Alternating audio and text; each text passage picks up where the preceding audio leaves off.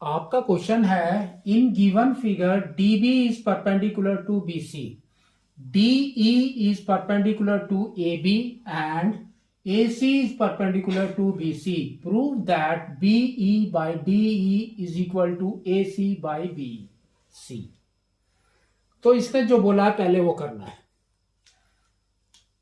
यहां पर इसने बोला है DB is perpendicular to BC, तो D यहां पर है, B इधर है, perpendicular to BC, that means यहां पर ये 90 डिग्री बना रहा है।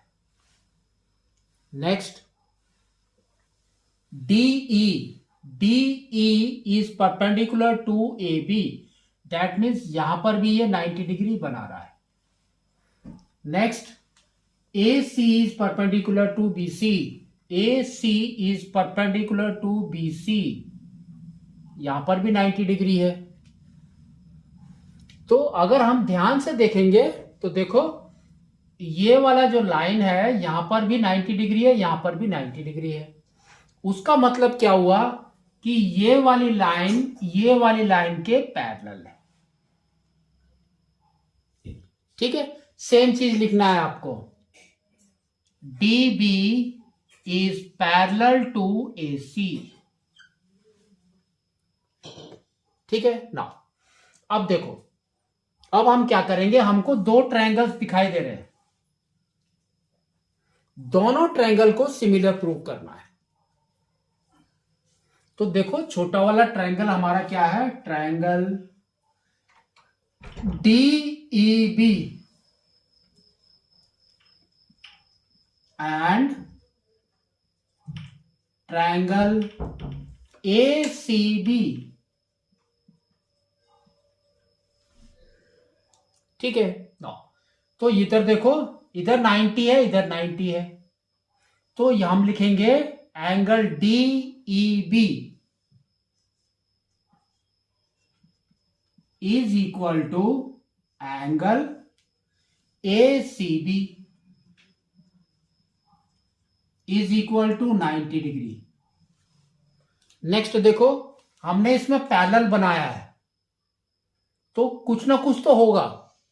तो ये देखो, ये वाला angle, this angle is equal to this angle, ये आपका देखो क्या हो गया, अल्टरनेट इंटीरियर एंगल्स।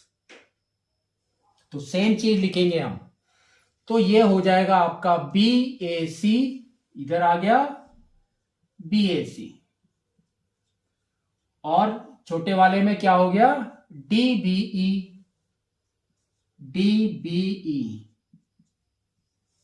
ये है आपका अल्टरनेट इंटीरियर एंगल्स।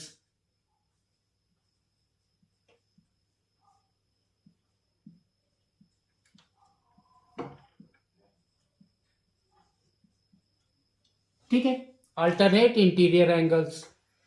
अब बच गया आपका ये, this is equal to this, ये हमको नहीं पता वेदर इट इज इक्वल और नॉट, लेकिन बाई ए क्राइटेरिया से आपका ये सिमिलर पहले से ही हो गया है।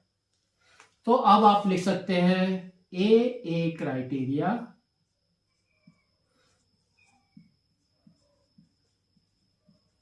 से ये दोनों ट्रायंगल्स आपके सिमिलर हो गए। लेकिन लिखना कैसे है वो देखो, यहां पर दिया है E, ठीक है, तो आप या तो E से स्टार्ट कर दो,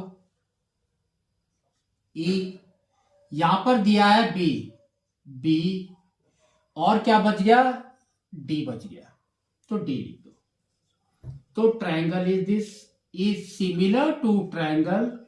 अब देखो E के साथ में यहां पर सेंटर में C है, तो यहां पर लिख दो C, B के साथ में A है, तो यहां पर लिख दो A, और यहां पर लिख दो B, CAB। ठीक है, तो आपका इस तरह से हो गया। तो दे आर सिमिलर। तो सिमिलर में आपको, अब देखो अगर ये सिमिलर हो गए हैं तो sides will go into proportion. तो कैसे करना है, सेम जैसा हमने मार्क किया है वैसे ही करना है। तो ये देखो छोटे वाले का 90 डिग्री का अपोजिट साइड ये है, ये, तो दैट मीन्स डीबी, तो लिख दो डीबी बाई, और बड़े वाले का 90 डिग्री का अपोजिट साइड हमारा ये है, that means A B, A B is equal to, now अब देखो एक सिंगल लाइन वाला ये वाला, तो एंगल बी का अपोजिट साइड इज डीई, यहां पर लिख दो डीई बाई, और ये वाले का बीसी, यहां पर लिख दो बीसी इज इक्वल टू, और जिसको हमने मार्क नहीं किया है अब वो लिखेंगे, तो ये मार्क नहीं किया, that means this is BE by, और देखो बड़े वाले में ये वाला मार्क नहीं किया हमने, तो इसका अपोजिट इज एसी, एसी।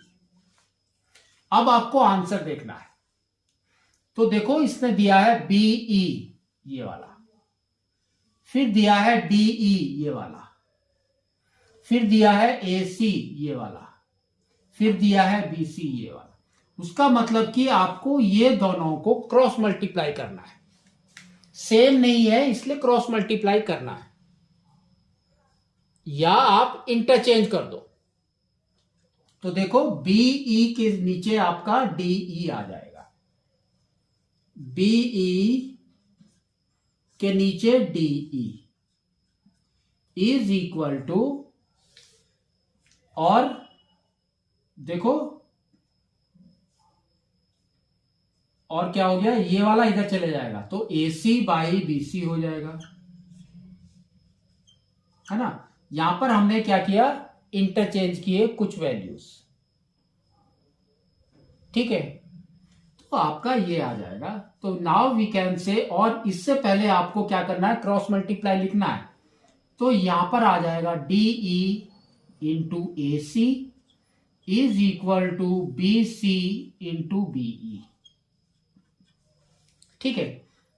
तो आप देखो BE ये रहा, इसके नीचे आप इस दोनों में से कोई भी लेकर आ सकते हो, लेकिन इसने बोला DE आना चाहिए, तो आप DE को इसके नीचे लेकर आ जाओ, यहां पर बच जाएगा AC, और इसके नीचे आ जाएगा BC, ये रहा, ठीक है। तो आप आगे लिख दो हैंस प्रूव्ड, ठीक है।